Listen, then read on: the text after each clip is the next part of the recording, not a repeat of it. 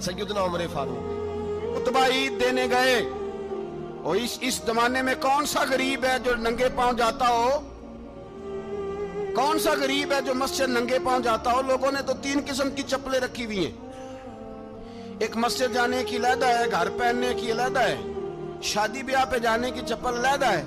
हजरत उमर फारूक रदी अल्लाह ताला अन्हु निकले ईद का खुतबा देने के लिए, तो बीवी से कहने लगे जूता।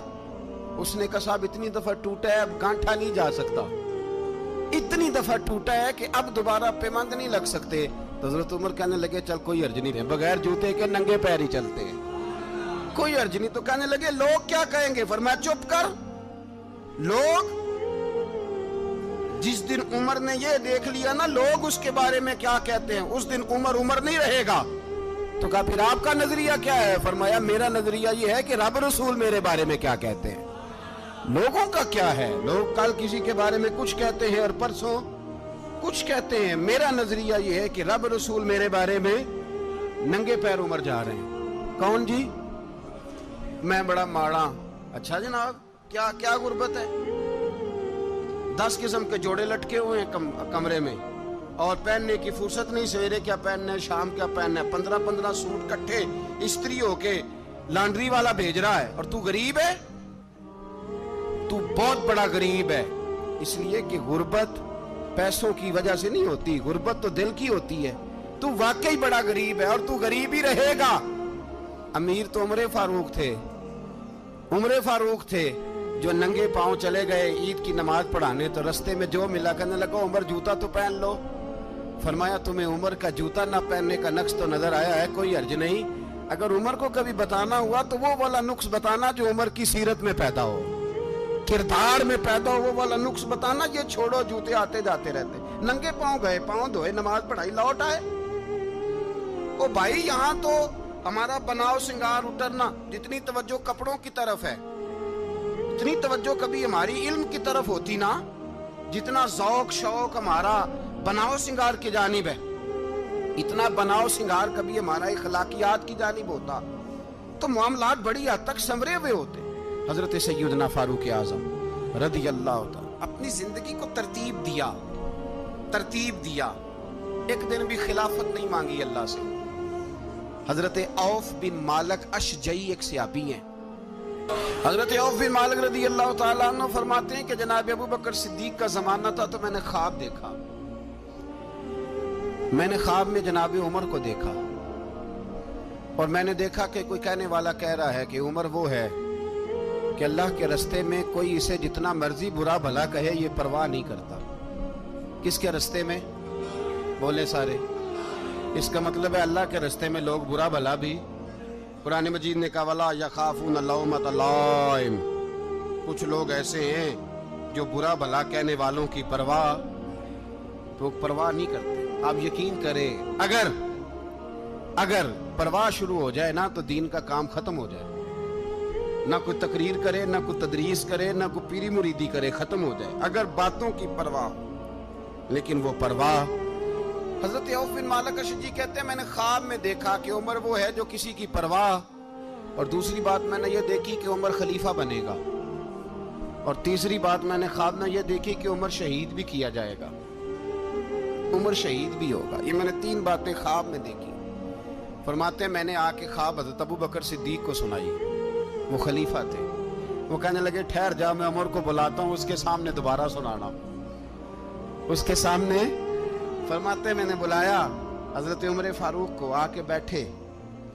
ख्वाब शुरू हुआ का एक बात तो मैंने ये देखी कि आप मलामत करने वाले की परवाह नहीं करते। दूसरा आप खलीफा बनेंगे। जनाब उमर कहने लगे चुप कर, अबू बकर के सामने ही कह रहा है, चुप कर, खलीफा के सामने ही कह रहा है। तो अबू बकर सिद्दीक कहने लगे उमर इसे कहने दो, मुझे लगता है रब की रजा यही है कि मेरे बाद अगर मुस्तफा का मिंबर मिले तो उमर को मिले, इसे कहने दो, कहने दो। यार यहाँ तो लोग डींगे मारते हैं, यहाँ तो लोग दावे करते हैं, मेरे सामने फलाने को भी बिठाओ, फलाने को भी बिठाओ, उसको क्या पता, इसको क्या पता। ये तो बढ़ के मारने का दौर है।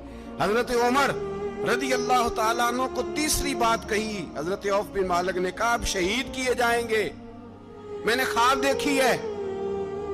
नेक लोगों के ख्वाब बड़ी हद तक सच्चे होते हैं। کہا میں نے خواب دیکھی ہے. تو حضرت عمر کہنے لگے شہید تو دلیر لوگ ہوتے ہیں, شہید تو دلیر, جسے سارا زمانہ دلیر کہہ رہا ہے وہ اپنے بارے میں کیا کہہ رہے ہیں؟ کہتے ہیں شہید تو دلیر, میں تو کاہل سا آدمی ہوں, سست آدمی ہوں, میں تو اتنا کام ہی نہیں کرتا. تو یہ خواب تو نے جو دیکھا ہے نا, پھر سے دیکھنا. تو ابو بکر صدیق فرمانے لگے عاجزی نہ کر, انکساری نہ کر, تو جو کہہ رہا ہے ٹھیک کہہ رہا ہے, لیکن مجھے سن کے شکر بھی ہوا ہے اور افسوس بھی ہوا ہے. افسوس اس بات کا کہ تیرے جیسا بطل عظیم چلا جائے گا, اور شکر اس بات کا کہ رب تجھے زندگی بھی اعزاز والی دے گا, اور شہادت کی موت دے کے اللہ تجھے موت بھی عزت والی عطا فرمائے گا. اللہ موت بھی تجھے عزت والی دے گا, تجھے کاہلوں جیسی موت اللہ. حضرت فاروق اعظم رضی اللہ, بھائی یہاں تو اس زمانے کا سب سے بڑا مسئلہ پروٹوکول ہے. لوگوں کو پتا ہوتا ہے کامل پیر ہے, کامل مرشد ہے, لوگ نہیں جاتے. میں کسی کا مرید ہو جاؤں, میرا پروٹوکول کدھر گیا؟ پتا ہوتا ہے یہ کامل استاد ہے, میں اس کے پاس بیٹھوں گا تو میری تربیت کرے گا, لیکن لوگ شاگرد نہیں بنتے. میں کدھر گئی؟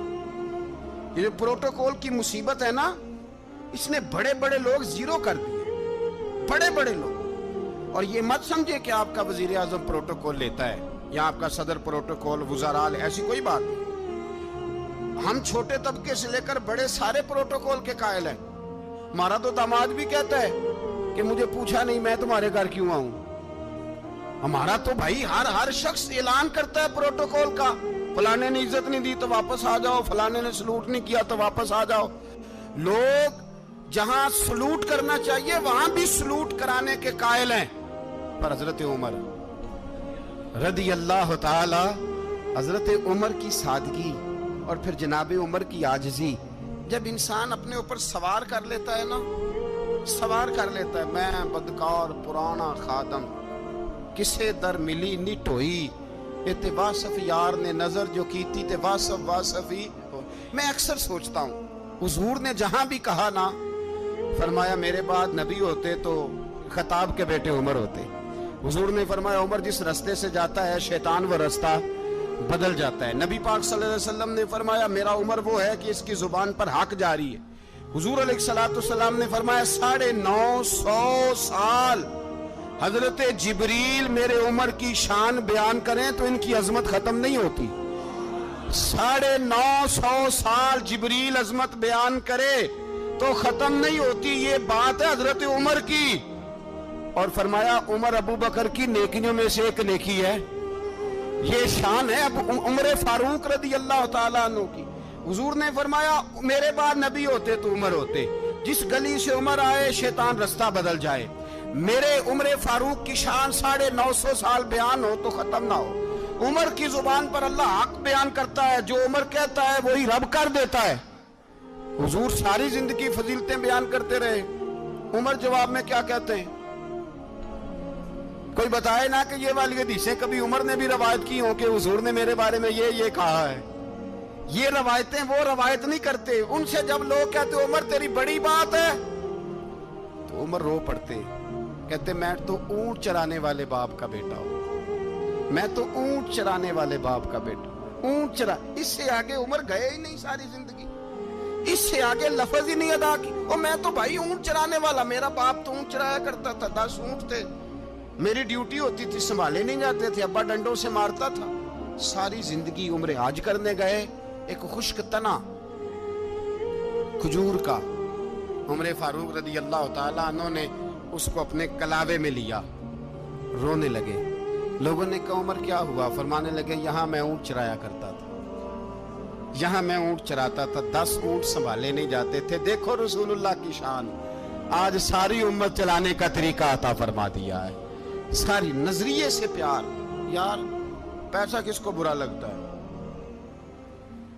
آپ جس آدمی کی 50 کروڑ کی پراپرٹی ہے اس کو پوچھیں سب سے غریب, آپ کو وہی نظر آئے گا. وہ کہے گا میں ٹائٹ ہوں. حالات بڑے, میں کئی باری پوچھے انہوں نے, میں کہتا ترجمہ بھی 10 چھڑوں کی, ہمیں تو سمجھ نہیں آتی. اور ٹائٹ حالات کون سے ہوتے ہیں جی؟ جس آدمی کا کروڑوں میں کاروبار ہے نا, اس کو آپ چھیڑے وہ رونے لگ جائے گا, رونے.